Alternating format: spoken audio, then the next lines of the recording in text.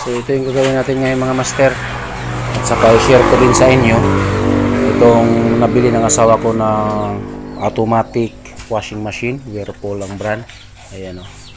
So last 5 years nabili niya to. Sira yung PCB nung nag-check tayo. And then yun, kinonvert natin ng manual na. So hindi ko to na i-vlog. So i-share ko lang sa inyo. Timer ng spin, timer ng wash, and then switch ng drainage dahil motorized yung drainage nito.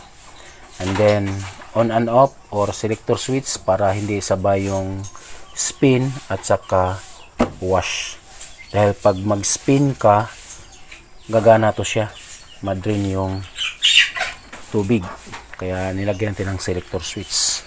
So manual na to siya. Yung wiring connection to, i-share ko rin siya. Hanapin ko pa sa Gmail ko, i-share ko sa inyo. Hindi ko to siya na vlog, yung ginawa ko to. So, automatic siya na washing machine. Ayan. Kinonvert natin ng manual. Pero ngayon, ang gagawin natin, ito, dahil gilid na siya. Oh. Okay.